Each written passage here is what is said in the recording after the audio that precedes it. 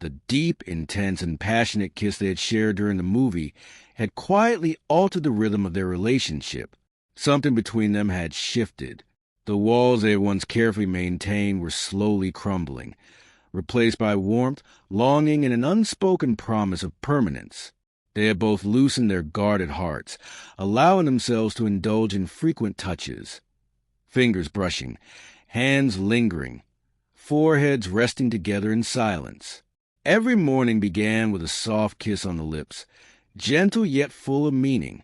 Every night ended either with a lingering hug or a video call that stretched longer than intended. Neither of them wanted to hang up first. Michael had taken a significant step forward. He purchased a condo and moved in, believing they needed privacy and space to truly mend what had once been fragile between them. Both families were relieved and happy to see the progress they were making. Most nights, Emmery stayed over at Michael's place, the condo slowly turning into something that felt less like Michael's and more like theirs. Unknown to Emmery, Michael had taken yet another step, one far more vulnerable. He had started attending therapy sessions to confront his unresolved grief and work on his communication issues. This time, he wasn't just promising change. He was actively choosing it. He was determined to win back Emmery's complete trust and prove, not through words but actions, that he was here to stay. To symbolize that resolve, Michael had gifted Emmery an infinity necklace. Emmery treasured it. He wore it every single day, fingers often brushing over it absent-mindedly. The small piece of jewelry had become a quiet reminder. Michael was trying. He was healing. And perhaps it was time for Emmery to slowly rebuild his trust too. It was supposed to be an ordinary day. Emmery's schedule was packed. Lectures in the morning, followed by research work with his supervisor that stretched late into the evening. By the time he finished, it was nearly 9 p.m. exhausted, but looking forward to seeing Michael. He waited near the university's back gate. They had decided he would spend the night at the condo. The back gate was usually deserted, but Emmery preferred it. Less traffic, fewer eyes. He stood there scrolling through his phone, absent-mindedly checking messages. 15 minutes passed. Then he felt it, that unmistakable sensation of being watched. A chill ran down his spine, cold and sudden, as though invisible fingers had traced along his back. His heart skipped. He lifted his head and glanced around, trying to steady his breathing. The air felt heavier, quieter. He scanned the area again. That's when he noticed movement in the bushes nearby. His pulse quickened. Trying to dismiss the unease as imagination, he approached the university security guard. "Did you see anyone near those bushes?" he asked, attempting to sound casual. The guard looked briefly in that direction. "I don't see anyone. Probably just a cat." Probably, but the unease didn't fade, despite the reassurance. Emmery felt the chill settle deeper into his bones. He hesitated, then decided to check for himself, walking slowly toward the bushes. He tried not to make noise. Each step felt louder than it should have. Just as he was about to part the leaves, a sudden car honk shattered the silence. He jumped back, heart racing. Turning around, he saw Michael's car parked in front of the university. He stood frozen for a moment, torn between curiosity and relief. The car honked again. He chose safety. As he walked toward the car, he glanced back at the bushes. Once, twice, trying to convince himself it had all been in his head. Michael was standing by the passenger door when Emmery reached the car. He opened it gently and gave him a warm smile. Emmery returned it, though his own felt faint. Once inside, they drove off. Even as the university disappeared in the distance, the chill remained. Michael noticed the silence almost immediately. "Hey, Em, love, is everything okay?" No response. "Em? Em, love." On the third call, Emmery blinked out his thoughts. "Huh? Were you calling me?" Michael nodded. "Yes. What happened? You seem far away." Emmery hesitated before speaking. I felt like someone was watching me. From the bushes. I asked the guard, but he said no one was there. I don't know if I imagined it, but the chills, the anxiety, it felt real. Do you want to check? Michael asked instantly. No, let's leave it.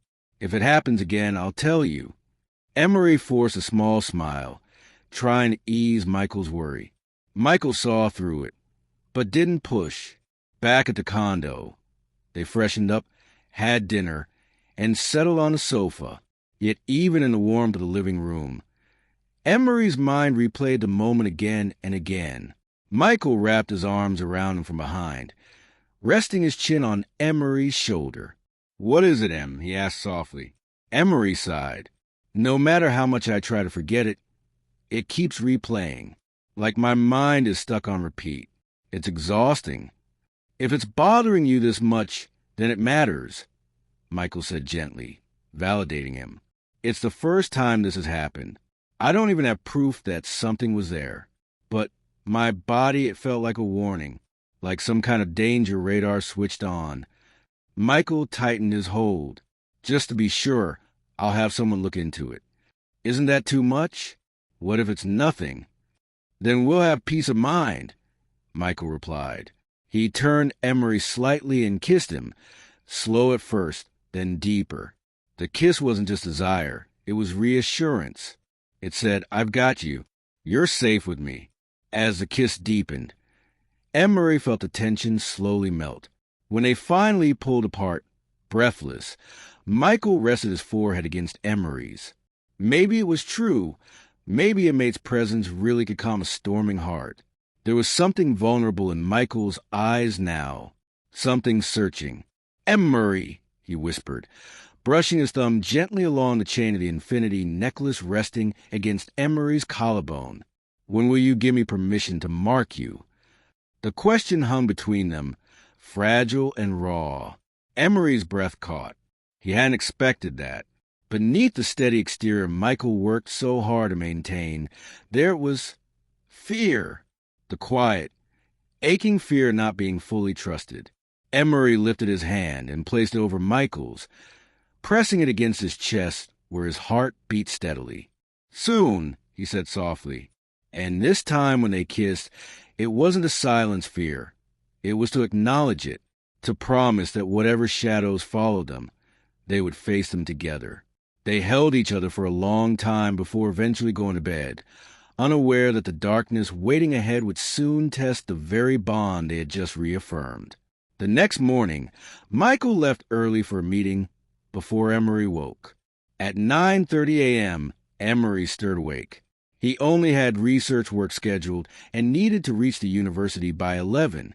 But from the moment he opened his eyes, the unease returned. For a fleeting second, he considered skipping university altogether. But his supervisor had specifically instructed him to finish pending work. So he went. Throughout the day, he tried to focus, but the anxiety hovered in the background like a shadow. He thought about telling Michael, but he knew he was busy and would worry. So he didn't. They exchanged a few texts. Casual, light, nothing revealing the storm inside him. By the time he finished, it was 10 p.m. The campus was deserted. Again, he stood near the back gate, waiting. This time, the anxiety was sharper. To distract himself, he called Sammy. She answered on the second ring. What's up, lovesick? She teased. Sammy, the tone of his voice immediately erased her playfulness. Em, what happened? Are you okay? Where are you? Do you want me to come? I'm at the university gate. Michael's coming. It's just, since yesterday, I've been feeling like something's about to happen. And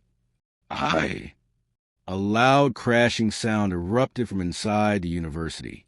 Emmery flinched. The guard rushed inside to investigate, leaving him alone. Em? What was that? Sammy's voice came through, tense. I'm fine. The sound came from inside. The guard went to check. He tried to peer into the darkness.